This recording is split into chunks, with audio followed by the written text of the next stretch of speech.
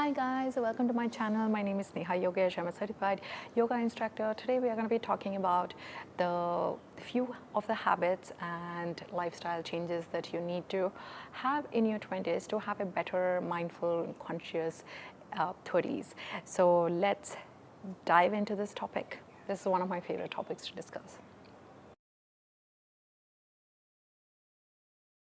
First one is try as many new things as possible.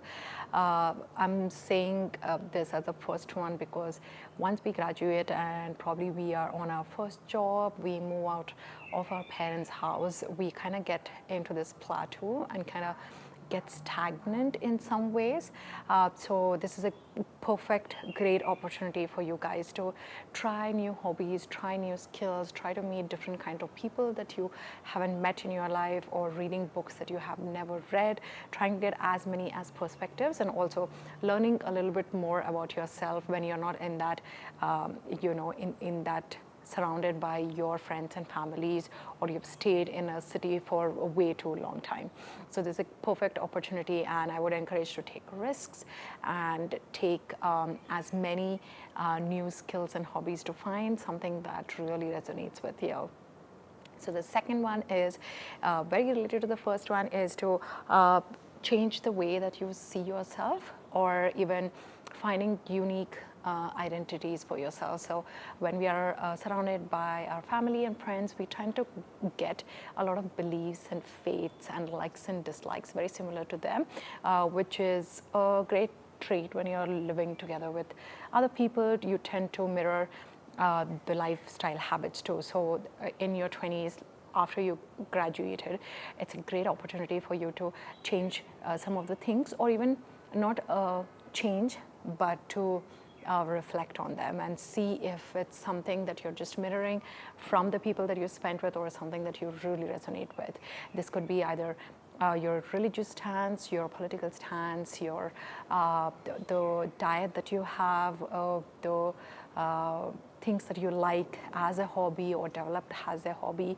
So it's a great opportunity to develop these things and change your identity. So this will be a really good platform for you to be on in your 30s, because you'll have enough time to build these new skills, and if at all that you need to change something in your 30s, you'll be ready to just like dive into it. So the third one is, which is quite popular these days, which is traveling.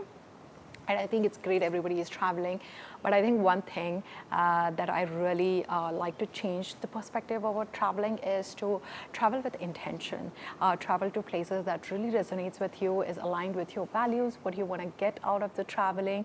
So that one thing really changed a lot of things in my life, to travel to places which I really resonate with, or the culture is something that I'm interested to know more about, or the kind of people that resides there I want to probably meet and try to get their perspective, and even like to see if you really like the food of that place. So, and also as attached to this is travel local. We know that there are a lot of these exotic destinations very far away from home that we have in our bucket list, everybody has, but I think it's important for us to actually just travel around your city a little bit further away, maybe 2 or 3 hour drive. You'll see, especially if you're in India, you're very lucky that you have different food, different language, different dialect, even like every 2-3 hours. So it's a great way to know a little bit more about culture, food, and maybe history. So try to just change from the perspective that, oh, I'm going to go to this destination as an escape to your daily routine life, and rather just take this as an opportunity to kind of learn something from that place and bring that back into your life. Integrating these experiences, this culture into your life and perspective into your life is going to be so enriching and fulfilling, and it will really change the way that you live life. And the fourth one is being in gratitude, or counting your blessings every day. I know this is something that everybody speaks about, but what does it look like to be in gratitude, or how does it really benefit us? Is every day just making sure that you make time, like 5 minutes, to just count your blessings and be grateful for the things that you have. It just makes more space for the things that you want in your life. So integrating gratitude and prayers and being grateful for the things that you have currently is a great way also to make space for other things to arrive. Usually the comparison comes in the way. We often compare ourselves with other people and try to kind of get attached to these goals, but we all have like so many, if not even single thing, there are so many things in our life to be grateful for. So this helps you get out of the victim mode. This helps you to be more emotionally resilient.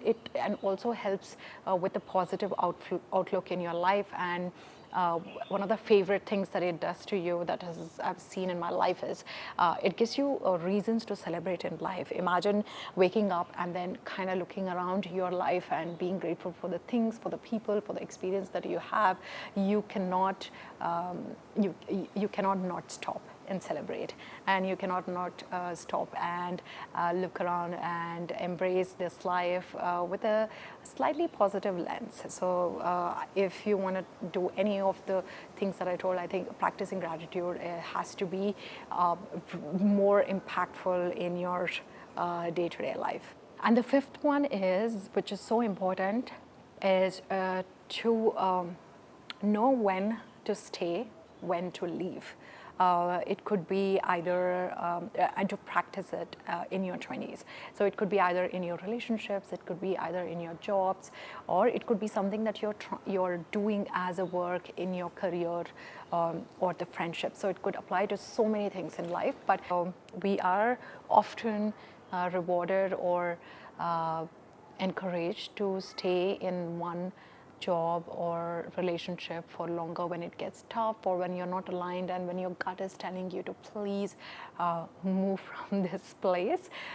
So if it doesn't feel good, if it doesn't align, I would encourage you to step away from it. There is not aligned with the values that you have or the relationships that you are in.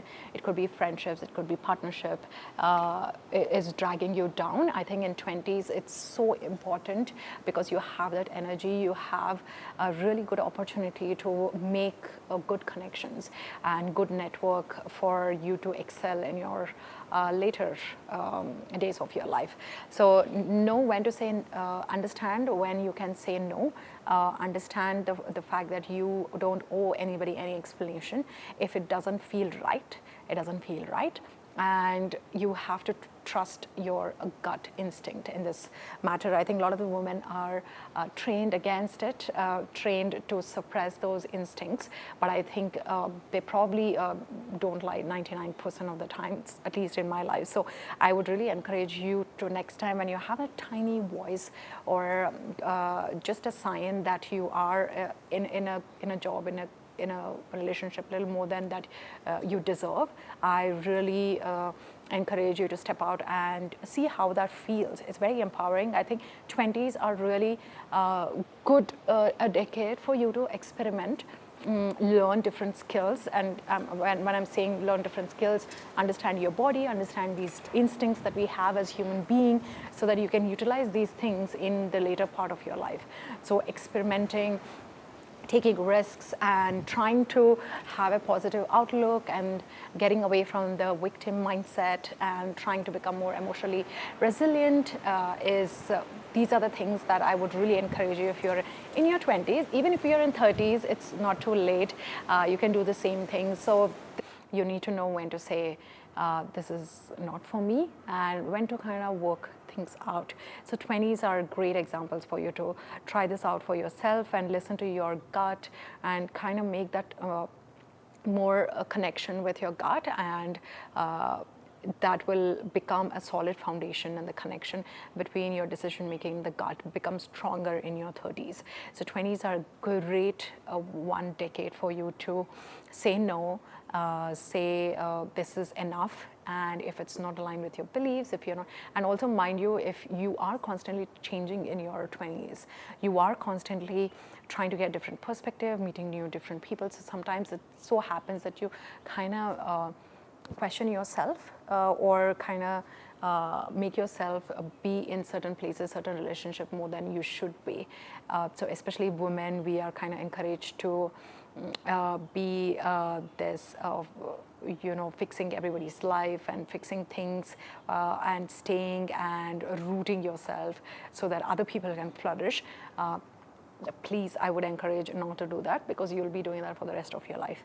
So please step out of the relationships, of the toxic job and the career that you have chosen, that probably you didn't have any say in it, or the career that you wanted to choose was not supported by your friends and families, or something that is totally bizarre.